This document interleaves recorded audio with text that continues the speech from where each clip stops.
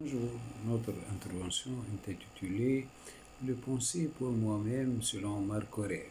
Marc Aurèle, 1121-180 avant la naissance de Jésus, est un philosophe romain stoïcien. Pendant les 20 dernières années de sa vie, il devient empereur et rédige Les pensées pour moi-même. Pendant ses campagnes militaires contre le Parthe ou le Cade, son règne fut en effet marqué par des attaques incessantes de barbares contre l'Empire, dont il eut assuré la défense. Son ouvrage reprend les principaux éléments de la pensée stoïcienne, le monde entendu comme un cosmos harmonieux, la liberté, etc.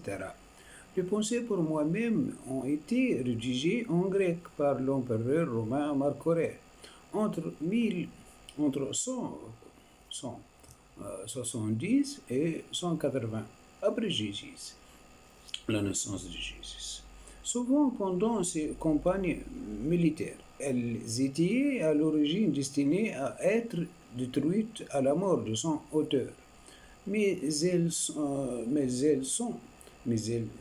dépassé le statut de simple journal intime pour devenir un ouvrage majeur de la philosophie stoïcienne. Comment atteindre le bonheur? Pour le stoïcien, cela passe par la sérénité de l'impassibilité, l'absence de trouble face aux événements tristes, aux eaux angoissantes de la vie. Le pensée pour moi-même de Marc Aurèle illustrait admirablement cette doctrine. Mais comment rester calme ou heureux face à un événement tragique comme la mort d'un proche? Lisons Marc Aurèle pour saisir le secret de l'impassibilité stoïcienne. Pardon. Merci. Il s'agit tout d'abord de s'engager dans une conception déterministe du monde. Ce n'est pas par hasard que se produit tel ou tel événement. Ce n'est que l'effet d'une cause qui l'a produit. Et cette cause a elle-même une cause qui elle-même n'est que l'effet d'une cause antérieure, etc. De ce fait, tous les événements du monde étayés continuent dans la première cause et tout arrive nécessairement. Il est obligé que chaque événement se produise. Quoi que ce soit qui t'arrive, cela t'a été préparé de toute éternité. Et l'enchaînement de causes avait filé ensemble pour toujours et ta substance et cet accident. Prenons un exemple. Supposons qu'aujourd'hui je sorte de chez moi, qu'une brique me tombe sur la tête et que je meurs. Cet événement semble s'être produit par le plus pur des hasards. Or, en effet, il n'est que la conséquence d'un ensemble de causes. Si cette brique m'est tombée sur la tête, c'est parce qu'elle a été posée et oubliée là par un ouvrier. S'il l'a posé là sur le toit, c'est parce qu'il voulait l'utiliser pour construire une nouvelle cheminée. S'il voulait construire une nouvelle cheminée, c'est parce que le propriétaire de l'immeuble souhaitait engager de nouveaux travaux. Pourquoi? Parce que un locataire s'est plaint. Pourquoi s'est-il plaint? Etc. On remonte la chaîne de causes. De même, si la brique est tombée, c'est parce qu'il y a eu un coup de vent. Pourquoi y a-t-il eu ce coup de vent? Parce qu'il y a une dépression qui provoque un tel mouvement de masse d'air. Pourquoi y a-t-il une telle dépression? Là encore, cet événement a ses causes. Et on remonte la chaîne de causes. C'est cette chaîne de causalité que Marc Aurèle décrit ainsi. Toutes les choses sont entrelacées les unes avec les autres. Leur enchaînement est sain. Le hasard n'existe pas, mais on a un destin, au sens où le cours des événements qui vont nous affecter est déjà programmé. Pourquoi maintenant le déterminisme qui n'est qu'une conception métaphysique ou ontologique du monde a-t-il une portée éthique? Pourquoi reste-t-on calme et serein dans un monde déterministe par opposition à un monde régi par le hasard? Parce que si tel ou tel événement triste avait pu se passer autrement, alors il est légitime de se lamenter parce que cette douleur aurait pu être évitée. Tout autre aurait pu être le cours de choses. Tel être proche qui vient de décéder aurait pu avoir la vie sauve. Si sa mort est arrivée par hasard en revanche, si rien n'arrive par hasard, mais que sa mort procède mécaniquement de la chaîne de cause, tendant inexorablement à cette issue dès le départ, alors toute tristesse est vaine, parce qu'elle ne repose sur aucun fondement. Aucun monde n'est possible où cette mort ne soit pas.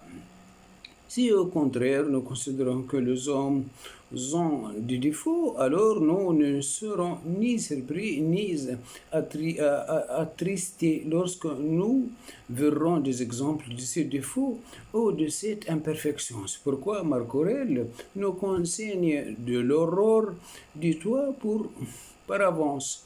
Je rencontrerai un discret, un ingrat, un insolent, un foubre, un envié, un insociable. D'autre part, dans le cas d'une telle rencontre, nous devons rester sereins en comprenant trois choses. Le méchant fait le mal par ignorance, non par plaisir. Il ne peut être affecté que mon corps, pas mon âme. Par nature, l'homme est un animal sociable. Donc, nous devons vivre ensemble. C'est contre nature que de fuir les hommes. C'est là le sens de ce beau passage de pensée pour moi-même.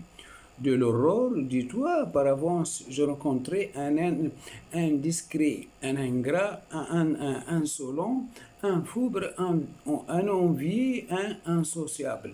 Tous ces défauts sont arrivés à ces hommes par leur ignorance de bien et de maux. Pour moi, ayant jugé que la nature du coupable lui-même est d'être mon parent, non par la communauté de sang ou d'une même semence, mais par celle de l'intelligence. Je ne puis éprouver de dommages de la part d'aucun d'eux, car aucun d'eux ne peut me couvrir de laideur. Je ne puis pas non plus m'irriter contre un parent, ni le prendre en haine, car nous sommes nés pour coopérer comme les pieds, le main, le paupière, les deux rangées de dents, celle d'en haut et celle d'en bas. Se comporter en adversaires les uns des autres et donc contre nature. C'est agir en adversaire que de témoigner de l'animosité et de l'aversion. Il faut donc acquérir avec sénérité le défaut d'autrui et le mal éventuel qu'il peut nous causer. Mais certains êtres ne sont-ils pas si exécrables par le mal qu'ils font aux autres qu'ils sont l'objet légitime de notre haine? Non, on ne peut vouloir à l'homme que nous nuit, même volontairement, car soit il le fait comme l'a vu par ignorance, soit parce qu'il dans sa nature d'agir ainsi, et il ne peut faire autrement. Poursuivre l'impossible est d'un fou. Or, il est impossible que le méchant ne commette point quelque méchanceté, remarque l'auteur de pensée pour moi-même. La haine viendrait troubler l'impassibilité et la sérénité auxquelles tend le sage. Celui qui n'admet pas que le méchant commette des fautes est semblable à celui qui n'admettrait pas que le figuier porte du sucre aux figues, que le nouveau-né vagisse, que le cheval hennisse et toutes autres nécessités de cet ordre. Que peut-on supporter, en effet, en se trouvant en une telle disposition d'esprit? Si tu es exaspéré,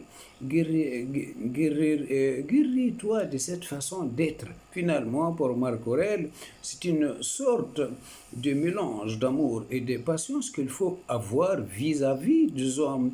Ce qui vient des hommes est digne d'amour, en vertu de notre parenté commune, digne aussi parfois d'une sorte de pitié, en raison de leur ignorance de bien et de maux. Pour atteindre la sérénité, il faut se détacher du flux des affaires quotidiennes dans lesquelles nous sommes pris.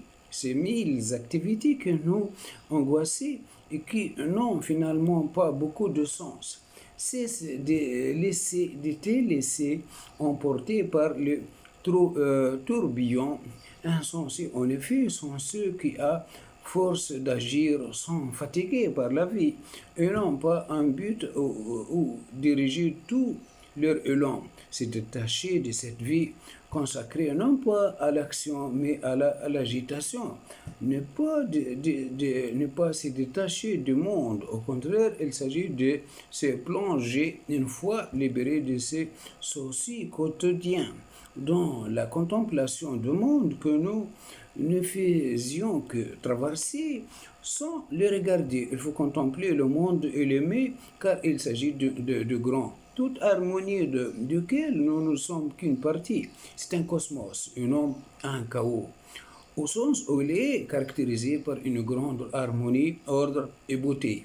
Le sage est celui qui a, par la contemplation, pris conscience de cette harmonie. Quel sentiment cette découverte peut-il lui procurer, sinon un bonheur serein?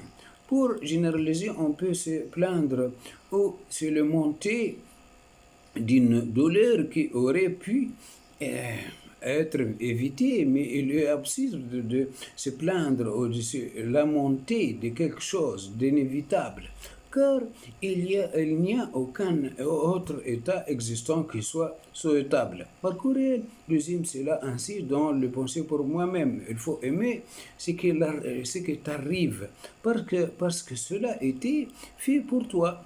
Tu correspondais surveiller en quelque sorte à toi, d'en haut et de la chaîne de plus antiques causes. Pour rester impassible et heureux, il faut d'autre part restreindre notre ambition, au sens où il ne faut pas trop demander aux hommes. Si l'on considère que les hommes sont bons, alors nous serons forcément déçus et malheureux. L'homme qui souffre et qui se plaint, celui qui ne reste pas serein et impassible, c'est celui qui ne voit pas cette beauté et qui cherche à se détacher du monde, se plaindre, se refuser le monde et chercher à le fuir. C'est la partie qui cherche à se séparer de tout et qui essaie de devenir tout elle-même. On sait dans le domaine médical qu'un tumeur est provoquée par un ensemble de cellules qui se mettaient à vivre une vie autonome, qui se multipliaient sans considération pour l'organisme dont elles ne sont que des parties et dont elles vont provoquer la mort. En termes métaphysiques, ce sont des parties qui se copaient de tout et qui veulent devenir elles-mêmes leur propre tout. On comprend de lors pourquoi Marc Aurèle dit l'âme de l'homme se fait surtout injure lorsqu'elle devient, autant qu'il dépend d'elle, un tumeur et comme un abscesse du monde. S'irriter en effet contre quelque événement que ce soit et de se développer en dehors de la nature, en qui sont contenus en tant que partie la nature de chacun de tout le reste des êtres. Plus loin, Marc Aurèle utilise cette autre image. As-tu vu par hasard une main amputée, un pied, une tête coupée et gisante à quelque distance du reste du corps? C'est ainsi que se rend, autant qu'il est en lui, celui qui n'acquiesce point à ce qui arrive et qui se tranche de tout, ou qui agit à l'encontre de l'intérêt commun. C'est parce que le monde est un cosmos harmonieux qu'il peut constituer un modèle en éthique. Rien n'est mal de ce qui s'est fait selon la nature. Pourtant, il semble que des imperfections se trouvaient dans ce monde. Certaines choses sont mauvaises, laides, mal formées, etc. Marc Aurèle montre dans le Pensée pour moi-même que ces défauts ont leur propre beauté, cachée et concourée, sans que l'on s'en doute à l'harmonie du monde. Il faut encore prendre garde à ceci. Les accidents même s'ajouter aux productions naturelles ont quelque chose de gracieux et séduisant. Le pain, par exemple, en cuisant par endroits, c'est fondilles et c'est feintes ainsi formées qui se produisaient en quelque façon à l'encontre de l'art de boulangerie. En un certain engrenement existait, particulièrement la petite. Marc Aurèle multiplie les exemples. De même, les figures, lorsqu'elles sont tout à fait mûres, sont trouvées, et dans les olives qui tombaient des arbres, le fruit qui va pourrir prend un éclat particulier. Et les épis qui penchait vers la terre, le pot de front du lion, l'écume qui s'échappe de la gueule du sanglier, ou pourquoi d'autres choses, si on les envisage isolément, sont loin d'être belles et pourtant, par le fait qu'elles accompagnaient les œuvres de la nature, elles contribuaient à les embellir et deviner attrayantes. On voit de ce fait qu'un homme qui aurait le sentiment et l'intelligence profonde de tout ce qui se passe dans le tout ne trouverait, pour ainsi dire, presque rien, même en ce qui arrive par voie de conséquences, qui comporte un certain charme particulier. Celui qui comprend cela atteint le bonheur, car partout où ses yeux se posaient, il ne voit que des occasions de se réjouir. C'est ce qui amène Marc Aurèle à lancer dans Le Pensée pour moi-même ce chant vibrant.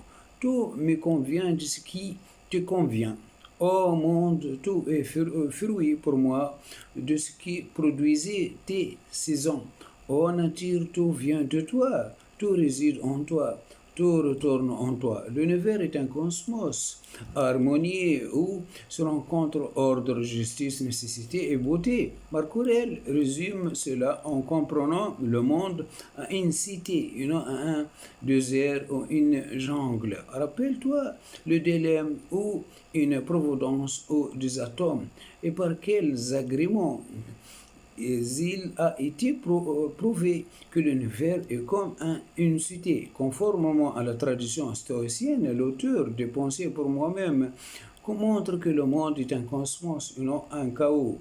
C'est tout d'abord la beauté du monde qui en est une preuve. La régularité de ces saisons, de la course des étoiles, mais aussi l'ordre que l'on trouve en nous, la complexité merveilleuse de notre propre organisme qui fait que chaque membre ou organe trouve sa place et qui est un reflet dans le microcosme de l'ordre qui règne dans le macrocosme. Se peut-il qu'en toi subsiste un certain ordre, que dans le tout qu'il y a que des désordres? Et c'est là, quand tout est aussi bien combiné, amalgamé, accordé, le cours des événements est donc non seulement déterminé par une nécessité de faire, mais aussi juste. Souviens-toi que tout ce qui arrive, arrive justement. Je ne dis pas seulement arrive selon la suite, mais encore selon la justice. En fait, la seule chose qui est nuisible et qui a rejeté par le sage, ce n'est pas telle ou telle partie aux caractéristiques du monde, ou tel événement. C'est un comportement précis de l'homme, celui qui consiste justement à se rebeller, se le monter ou refuser un événement. Il s'agit en apparent à maîtriser ses émotions négatives, celles qui dressaient l'homme contre la nature, par le regret, le ressentiment, la tristesse de devenir maître intérieur. Voici comment Marc Aurèle décrit un tel homme, le maître intérieur, quand il se conforme à la nature, envisage les événements de telle sorte qu'il puisse, toujours selon la possibilité qu'il en a modifié sans peine, son attitude envers eux. Cette attitude lui confère une grande force, sinon une invincibilité. S'il rencontre un obstacle, il s'en fait une matière comme le fait lorsqu'il se rend maître de choses qu'il jette, alors qu'une petite lampe en serait étoffée. Mais un fait ardent a vite fait de s'approprier ce qu'on on y ajoute. Il le consume et par ce qu'on y jette, il s'élève plus haut. Ce qui vient renforcer l'invincibilité du maître intérieur, c'est le fait que rien ne peut l'atteindre. En effet, les choses ou les événements ne peuvent l'atteindre. Elles peuvent nuire à son corps, certes, comme un coup de couteau, mais seules les opinions et le jugement qui forgeait l'homme à propos de ces choses affectaient son esprit. Les choses n'atteignaient point l'âme, mais restait confinée en dehors, et le trouble ne naissait que de la seule opinion qu'elle s'en fait. Or, le sage est celui qui élimine tout jugement négatif et qui provoque en lui tristesse et amertume. Le sage ne laisse aucun jugement affecter son bonheur de ces faits, ni les événements, ni les jugements à propos de ces événements ne peuvent venir troubler sa sérénité. Si le sage stoïcien reçoit un coup de couteau, il pourra dire que la douleur est une excellente épreuve et donc considérer cet événement sans tristesse. S'il frôle la mort suite à cette attaque, il pourrait dire que la mort n'est pas un mal, puisqu'elle fait partie du cycle naturel de la vie. Aussi, elle n'aura ni peur ni regret. Maîtriser ce jugement, donc, donne une liberté, une puissance, une sérénité totale. Ce que Marc Aurèle résume ainsi dans le Pensées pour moi-même.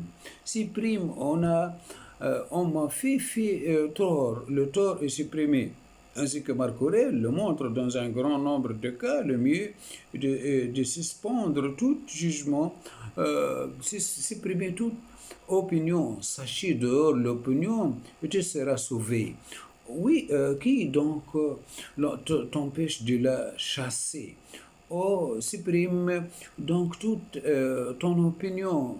Et comme un vaisseau qui a doublé le cas, tu trouveras mer épaisée. Calme parfait, golfe sans vague. La mort est la représentation la plus angoissante de toutes, celle qui est le plus à même de troubler la sérénité de l'homme en suscitant en lui de jugements négatifs. Aussi, Marc Aurèle consacre plusieurs passages à celle-ci pour essayer de montrer que la mort ne doit pas non plus nous inquiéter. Pour cela, l'auteur de Pensées pour moi-même développe plusieurs arguments. Tout d'abord, celle-ci entre dans le cours naturel des choses. Tu es embarqué, tu as navigué, tu as accosté des braques. Il s'agit ensuite, pour se libérer de la peur de la mort, de ne pas fuir cette idée, mais au contraire de penser et de s'accoutumer. Tout un travail est à faire pour méditer et comprendre notre condition de simple mortel. Il est donc notre nature de mourir, mais aussi il est vain de résister. Chacun, y compris le plus grand, connaît ce sort. mort. Hippocrate, après avoir guéri bien des maladies, tomba malade lui-même et mourut. Alexandre Pompée, Sius César, après avoir tant de fois détruit de fond en comble de villes entières et taillé en pièces en bataille, rangé de nombreuses myriades de cavaliers et fantassins, finirait eux aussi par sortir de la vie. Voici encore un passage de ce type dans les pensées pour moi-même. Considère sans cesse combien de médecins sont morts après avoir tant de fois froncé le sourcil sur le malade, combien de philosophes après s'être obstinés à discourir indéfiniment sur la mort et l'immortalité, combien de chefs après avoir fait périr tant de gens, combien de villes, pour ainsi dire, sont mortes toutes entières. Hélice, Pompée, Harsulanum et d'autres innombrables. Marc Aurèle montre ainsi la faiblesse de l'homme, y compris des plus grands. Il faut saisir cette faiblesse pour s'y accoutumer. Le temps de la vie de l'homme, un instant, substance fluente, ses sensations indistinctes, l'assemblage de tout son corps, une facile décomposition, son âme, un tourbillon, son destin difficilement conjecturable, sa renommée, une vague opinion, pour le dire en un mot. Tout ce qui est de son corps est eau courante, tout ce qui est dans son âme, songe et fumée. Sa vie est une guerre, un séjour sur une terre étrangère. Sa renommée posthume, un oubli. Il faut rire de ce qui est essayer d'échapper à la mort en cherchant la gloire et la part d'immortalité que celle-ci nous procure. Il faut donc tout d'abord saisir l'exiguïté de lui où la renommée est circonscrite. La terre entière, en effet, n'est qu'un point et quelle infime parcelle en est habitée.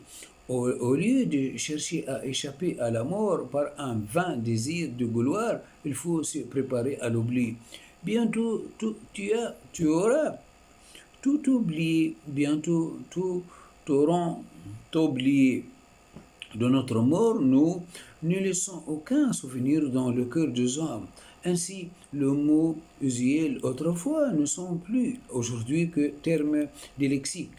De même, le nom des hommes, très célèbres autrefois, ne sont plus guère aujourd'hui que termes de lexique. Camille, Cézanne, Volusius, tous cela se sont tardés dans la légende et bientôt aussi un oubli total. Là, on s'éveille. J'ai dit cela au sujet d'hommes qui ont en quelque sorte brillé d'un éclat merveilleux, car les autres, dès qu'ils ont expiré, sont inconnus, ignorés. Le désir de gloire est une fuite devant l'idée de la mort. Il faut au contraire affronter cette idée à admettre que rien, pas même la célébrité, ne peut nous en protéger. Vouloir échapper à la mort, c'est pour Marc Aurèle lutter contre la nature, comme la partie qui cherche à se libérer de tout. La tumeur, vivre une vie indépendante du corps. S'il faut penser à la mort, ce n'est pas pour s'en attrister, mais au contraire parce que l'idée de la mort, lorsqu'elle est convenablement affrontée et pensée, nous rend serein. En effet, face à la mort, plus rien n'est grave au sens où les divers incidents de la vie, par exemple les difficultés sentimentales ou professionnelles, ne sont pas graves par rapport à la mort. Penser à la mort nous amène à relativiser la gravité de ce que peut nous arriver. D'autre part, parce que le sage parvient, suite à ce travail de relativisation, à remettre en question la gravité de la mort en elle-même. Pourquoi? Tout d'abord parce qu'il est naturel et que rien n'est mal de ce qui s'est fait selon la nature, puisque cela participe à l'harmonie du grand tout, entendu comme cosmos. Ensuite, parce que pour craindre la mort, il faudrait considérer que nous ayons une valeur et que la mort en tant que dissolution de cette chose de valeur qui est l'homme serait une perte ou un désastre. Or, le travail de relativisation stoïcien amène à remettre en question cette valeur. En un mot, toujours considérer les choses humaines comme éphémères et sans valeur. Donc, la mort n'est pas grave au sens où elle n'est pas disparition de quelque chose qui a une valeur, mais processus inscrit dans le fonctionnement normal, ce qui a une valeur réelle.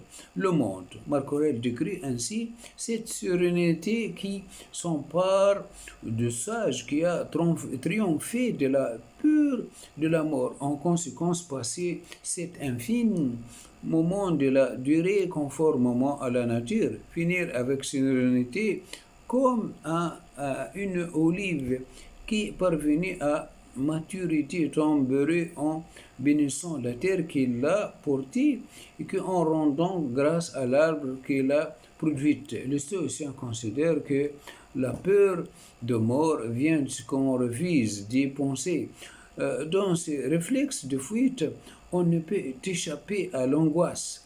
Le secret du stoïcisme serait qu'au contraire, l'idée de la mort contient en elle-même le dépassement de la peur qu'elle provoque. Penser la mort, c'est se sent libéré et celui qui n'a plus peur de la mort acquiert une liberté totale et devient ce maître intérieur. Elle peut alors ressembler aux promontoires contre lesquels incessamment s'est brisé le flou, le flot. Lui reste debout et autour de lui vient s'assoupir le gonflement de l'onde. La doctrine sociale ainsi décrite amène le sage à éviter trois attitudes bien précises, pourtant traditionnellement attribuées aux philosophes. Si Aristote affirme que l'étonnement est le sentiment à l'origine de la philosophie, étonnement devant la beauté du monde, devant le fait que les choses soient telles qu'elles sont, Marc Aurèle affirme au contraire combien est ridicule et étrange l'homme qui s'étonne de quoi que ce soit qui arrive en la vie. On comprend à présent pourquoi s'étonner de quelque chose, c'est le considérer comme anormal, comme échappant aux lois de la nature. Or, pour le stoïcien, tout événement s'intègre dans la chaîne de causes et des effets, et donc tout à fait naturel au normal. L'étonnement n'est légitime que dans un monde régi par le hasard. D'autre part, on attribue fréquemment à penseur ou à l'artiste une grande imagination. C'est celle-ci que le permet d'écrire ou de prendre des œuvres immortelles.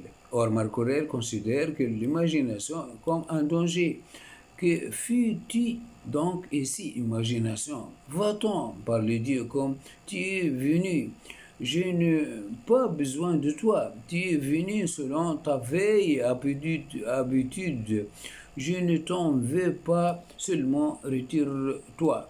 L'imagination vient troubler comme le désir dont telle est probablement la source, la sérénité de sage. Elle est également fuite du monde de sa beauté naturelle pour envisager d'autres réalités considérées comme meilleures. Alors que ce monde-ci est le seul est déjà parfait. À l'imagination, le stoïcien préfère la contemplation. Au désir, le stoïcien préfère la gratitude. Gratitude par la beauté du monde qui lui est permis de contempler brièvement avant son retour dans l'union. Gratitude pour les hommes. Le premier livre est d'ailleurs consacré à remercier les différents personnages de personnes que Marc Aurèle a rencontrées dans sa vie, ce qu'ils ont pu lui apporter comme modèle, mais aussi comme parents, comme amis. Par exemple, dans mon père, l'indifférence pour la vaine gloire que donne ce qui passe pour être des hommes, des honneurs. Enfin, le sage ne doit pas chercher à se cultiver et fuir tout esprit d'érudition. Le livre s'en fait par la diversité de doctrines qu'il présentait, source d'angoisse. Quant à ta soif de livre, jette-la afin de ne pas mourir en murmurant, mais véritablement t'es baisé. Voilà notre intervention est terminée, consacrée sur le pensée pour moi-même chez Marc Aurèle. Au revoir. Merci bien de votre attention.